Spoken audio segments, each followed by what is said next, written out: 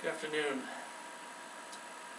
Have you seen those people sitting in city parks, sitting there on Saturday mornings in deep concentration over some board game that you don't know what it is? Most of these people that you picture are probably older, maybe a grandpa. They're sipping on their coffee, maybe smoking on their tobacco pipe, playing this game called chess, well into old age. Chess is a game that you can play that will never repeat itself. There are millions of different ways a game can play out with an infinite different number of move combinations for a game that will never get old. Hello, I'm Philip Henry, and I'm here to explain to you how to play chess. First off, I will cover what the game pieces consist of and how they operate.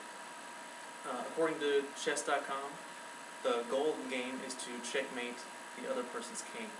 This happens when the king is in a position where it cannot avoid being captured. It's either currently being threatened by another piece, and it cannot move to a different space where it can escape capture. Each player has 16 pieces that they will use to beat the other person, and I'll cover those now. Here's your typical chess board. Consists of white and black squares.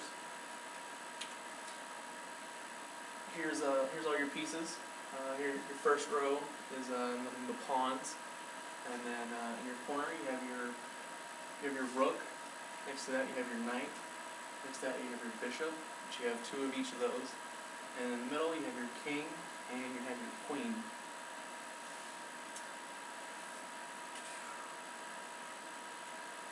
First piece that we'll talk about is the pawn. This is the piece you have the most amount of. You have 8 of these. These are probably your weakest. This is probably your weakest piece that you use, but in great numbers, they are pretty valuable. These can only move forward vertically. On their first move, they have a choice of moving one space or two, and these can only attack diagonally, and they cannot jump over a piece. Here's your rook. These are what's in the corners. These can move as many spaces as they want to, vertically and horizontally. That's also how they attack, and they cannot jump any pieces. Here's your knight. These move in a sort of a different way than any other ones. These can jump over pieces, and they move in a kind of an L pattern, which they move one square over and 2 squares up in any different direction that they can. Here's your bishop. You have 2 of these. These can move as many spaces as they want to diagonally, but they cannot jump over any pieces. You have 2 of them, one for your black squares and one for your white squares, both for each team. Put it aside. Here's your queen. This is your most valuable piece. She can move in any direction that she wants to, vertically, horizontally, and diagonally. She cannot jump over any pieces, and this is your most valuable piece.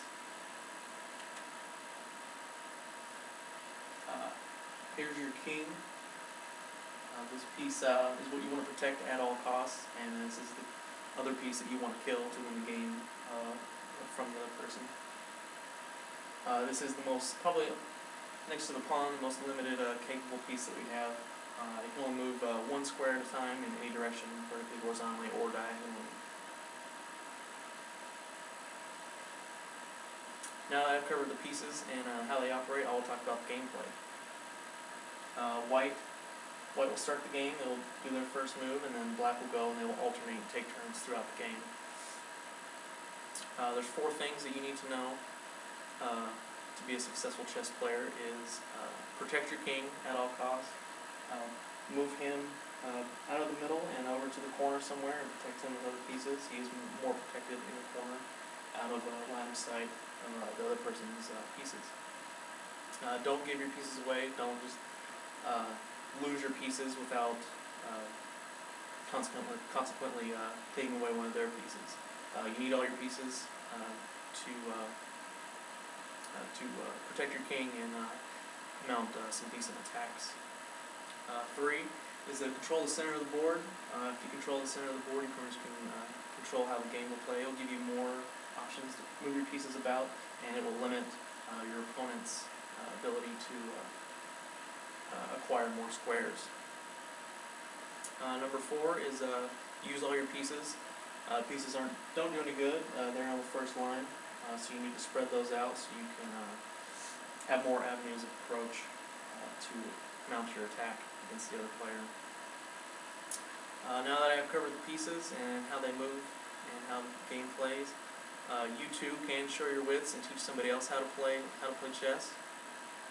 In conclusion, with your newfound skill, you may now find yourself sitting in one of those city parks with your coffee or tobacco pipe, battling out your wits with somebody else, trying to defeat them at chess, well into your golden years with this game that never gets old.